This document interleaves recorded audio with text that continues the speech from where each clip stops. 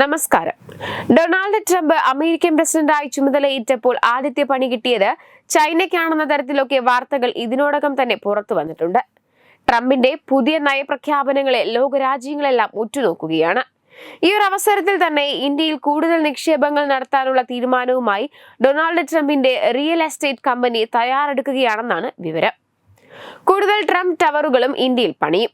The Trump ഓർഗനൈസേഷന്റെ യുഎസിന് പുറത്തുള്ള Trump ടവറുകളുടെ ഏറ്റവും വലിയ കേന്ദ്രമായി ഇന്ത്യ മാറുമെന്നാണ് വിവരം. ട്രംപിന്റെ മക്കൾ ഇന്ത്യയിലെത്തി ഇതിനായി ചർച്ച നടത്തും. ട്രംപ് ടവറുകൾ ഇന്ത്യയിൽ നിർമ്മിക്കുന്ന കമ്പനിയുടെ ഉടമയായ കൽപേഷ് മേത്തയും ട്രംപിന്റെ സത്യപ്രതിജ്ഞാ ചടങ്ങിൽ പങ്കെടുത്തിരുന്നു. കൽപേഷ് മേത്തയുമായ ഡൊണാൾഡ് ട്രംപിന്റെ കുടുംബത്തിന് അടുത്ത ബന്ധമുണ്ട്. അമേരിക്കയിൽ ഡൊണാൾഡ് ട്രംപ് ജൂനിയറിന്റെ കൂടെയാണ് കൽപേഷ് മേത്ത പഠിച്ചിരിക്കുന്നത്. തുടർന്നാണ് കൂടുതൽ ട്രംപ് ടവറുകൾ ഇന്ത്യയിൽ നിർമ്മിക്കാനുള്ള കരാറുണ്ടാക്കിയത്.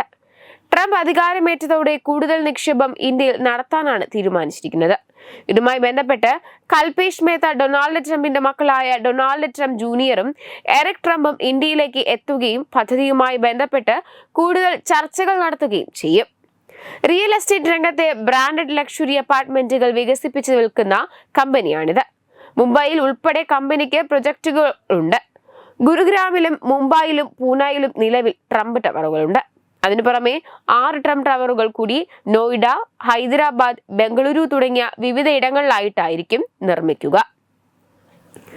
ഇതിനിടയിൽ അതിപ്രധാന ഉത്തരവിൽ ഡൊണാൾഡ് ട്രംപ് ഒപ്പുവെച്ചു. ഭരണകൂടം നടപ്പിലാക്കിയ പല നയങ്ങളും പഴയപടിയാക്കാൻ ലക്ഷ്യമിട്ടുള്ള എക്സിക്യൂട്ടീവ് ഉത്തരവുകളിൽ ഡൊണാൾഡ് ട്രംപ് ഒപ്പുവെച്ചു. ലോകാരോഗ്യ സംഘടനയിൽ നിന്ന് അമേരിക്ക പിന്മാറും. ലോകാരോഗ്യ സംഘടനയ്ക്ക് ഇനി സാമ്പത്തിക സഹായം നൽകില്ലെന്ന് ഡൊണാൾഡ് ട്രംപ് പറഞ്ഞു. നിയമവിരുദ്ധമായ കുടിയേറ്റം തടയാൻ നാടുകടത്തൽ നടപടികൾ വർദ്ധിപ്പിക്കുമെന്നും എക്സിക്യൂട്ടീവ് ഉത്തരവുകൾ ഉടൻ പുറപ്പെടുവിക്കുമെന്നും ട്രംപ് അറിയിച്ചു. വെബ് ഡെസ്ക് തത്തുമൈ TV.